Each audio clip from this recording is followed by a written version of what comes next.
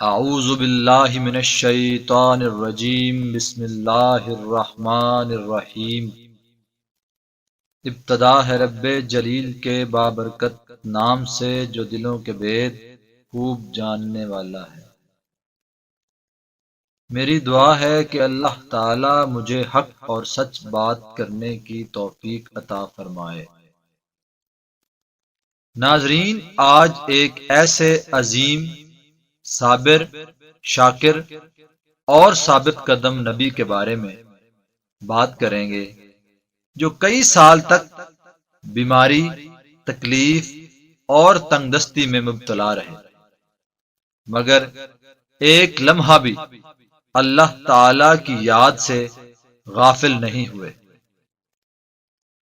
حضرت ایوب علیہ السلام، جن کو اللہ پاک نے بے شمار نعمتیں عطا کی تھیں، مگر جب ان پر مشکل وقت آیا تو آپ نے کیا کیا؟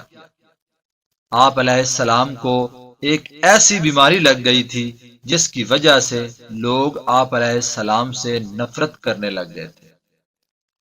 حضرت ایوب علیہ السلام کے والد کا نام اموس تھا، جو حضرت اسحاق علیہ السلام کی نسل سے تعلق رکھتے تھے۔ حضرت ایوب علیہ السلام کی والدہ حضرت لوط علیہ السلام کی بیٹی تھی۔ اللہ پاک نے حضرت ایوب علیہ السلام کو نبوت عطا کی اور آپ علیہ السلام اپنے قبیلے کے سردار بھی تھے۔ آپ علیہ السلام کو اللہ پاک نے بے شمار نعمتیں عطا فرمائی تھی۔ حضرت ایوب علیہ السلام کے بے شمار مال مویشی اور نوکر چاکر تھے۔ آپ بہت سے باغات اور کھیتوں کے مالک تھے۔ حضرت ایوب علیہ السلام بہت ہی سخی دل انسان تھے۔ حضرت ایوب علیہ السلام غریبوں، یتیموں، مسکینوں اور فقیروں کی دل کھول کر مالی امداد کرتے تھے۔ ان کے در سے کوئی خالی ہاتھ نہیں لوٹتا تھا۔ حضرت ایوب علیہ السلام کے بارے میں تورات میں ایک صحیفہ بھی موجود ہے جس کا نام صحیفہ ایوب ہے۔ حضرت ایوب علیہ السلام کی بیوی کا نام بی بی رحمہ تھا، جو حضرت یوسف علیہ السلام کی بیٹی تھی۔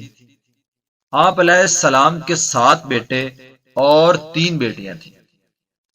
حضرت ایوب علیہ السلام لوگوں کو دین ابراہیم کی تبلیغ کرتے اور لوگوں کو شرک، بت پرستی اور برے اعمال سے بچنے اور آخرت پر یقین رکھنے کی تلقین کرتے تھے۔ حضرت ایوب علیہ السلام ہمیشہ اللہ تعالی کی عبادت اور شکر کرنے میں مشغول رہتے تھے۔ ایک دن فرشتے حضرت ایوب علیہ السلام کی عبادت گزاری اور عاجزی کی تعریف کر رہے تھے، تو اس پر ابلیس نے کہا کہ اللہ پاک نے ایوب علیہ السلام پر انعامات کی بارش کی ہے، اسی لیے وہ نیک اور سخی انسان ہے۔ اگر اللہ پاک حضرت ایوب علیہ السلام پر کوئی مصیبت ڈال دے تو وہ شکر ادا نہیں کریں گے۔ اللہ پاک نے حضرت ایوب علیہ السلام کا امتحان لینے کا فیصلہ کر لیا۔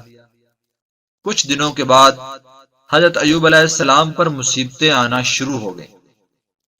غلے کے گودام جل کر راکھ ہو گئے تو اس پر آپ علیہ السلام صابر اور شاکر رہے۔ پھر کچھ دنوں کے بعد ڈاکوؤں نے آپ علیہ السلام کے خادموں کو مار کر آپ کے مال مویشی لوٹ لیے۔ اب حضرت ایوب علیہ السلام کا سب کچھ ختم ہو گیا، لیکن آپ پھر بھی صابر اور شاکر رہے۔ پھر ایک دن آپ کی اولادیں گھر میں کھانا کھا رہی تھیں تو اچانک مکان کی چھت گر گئی، جس سے آپ کی اولاد فوت ہو گئی۔ اب ایوب علیہ السلام کے پاس نہ مال، نہ مویشی، نہ گھر بار اور نہ ہی اولادیں تھیں، مگر حضرت ایوب علیہ السلام نے ان حالات میں بھی ثابت قدمی کا مظاہرہ کیا اور اللہ تعالی کی رضا پر راضی رہے۔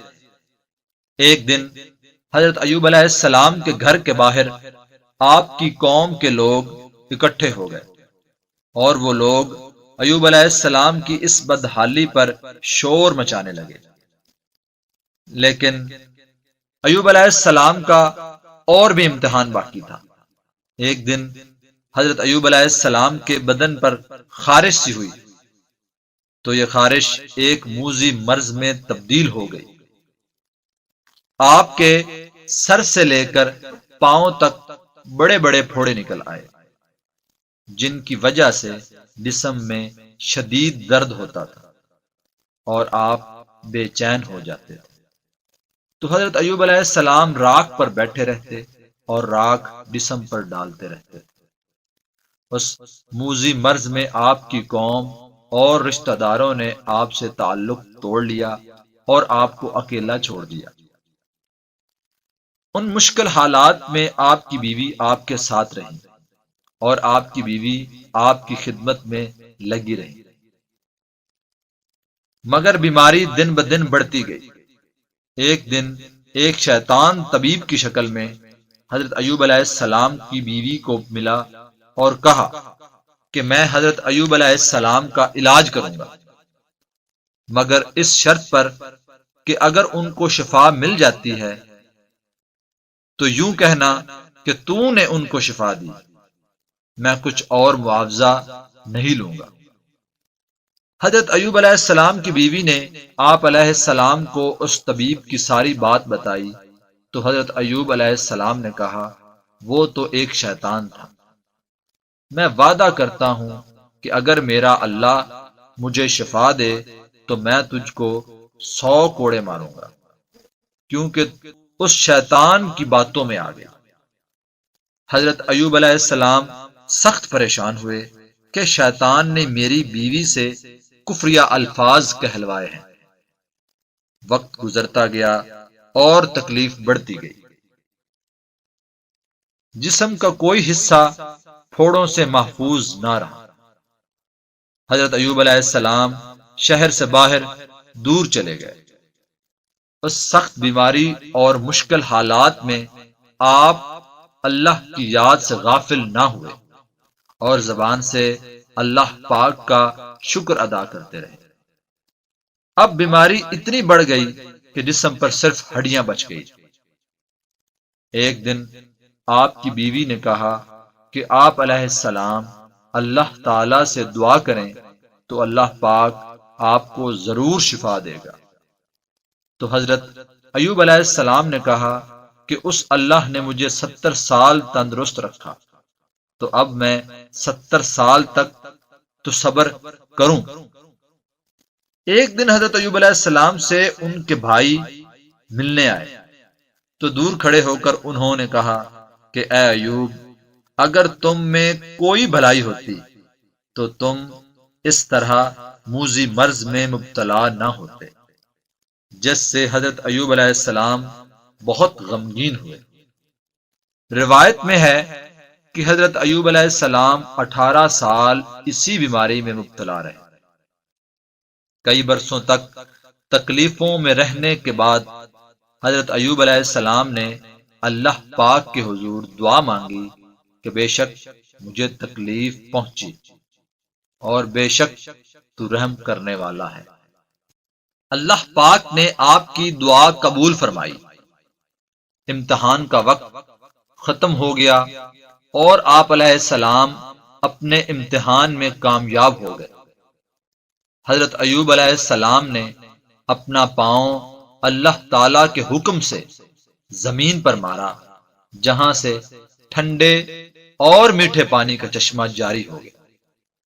پھر ایوب علیہ السلام نے اپنے بیمار اور کمزور جسم کو اس چشمے کے پانی سے دھویا، جس سے جسم میں طاقت آنا شروع ہو گئی۔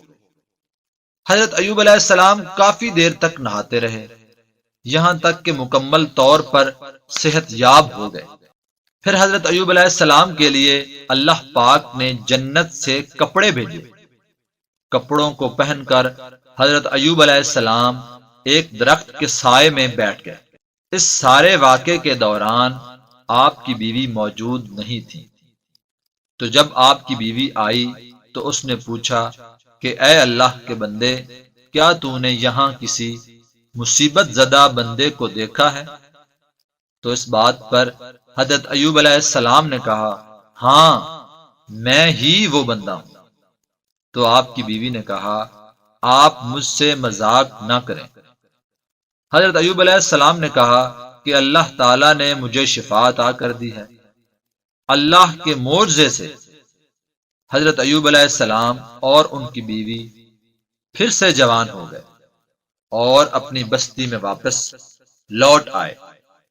اللہ پاک نے حضرت ایوب علیہ السلام کو مال مویشی اور اولادیں پہلے سے بھی زیادہ بڑھ کر عطا کی۔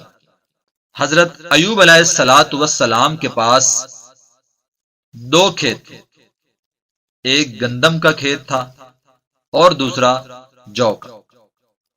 اللہ تعالیٰ نے آسمان سے 2 بادل بھیجے، ایک بادل ایک کھیت پر برسا اور وہ کھیت سونے سے بھر گیا، پھر دوسرا بادل دوسرے کھیت پر برسا، وہ کھیت چاندی سے بھر گیا۔ حضرت ایوب علیہ السلام نے 140 سال کی عمر میں وفات پائی۔ ناظرین، اس سارے واقعے سے ہمیں سبق ملتا ہے کہ حالات جیسے بھی ہوں، ہمیں اللہ تعالی کا شکر ادا کرتے رہنا چاہیے اور اللہ تعالی کی حمد و ثنا اور عبادت میں مشغول رہنا چاہیے۔ فَبِأَيِّ آلَاءِ رَبِّكُمَا تُكَذِّبَانِ وَآخِرُ دَعْوَانَا أَنِ الْحَمْدُ لِلَّهِ رَبِّ الْعَالَمِينَ۔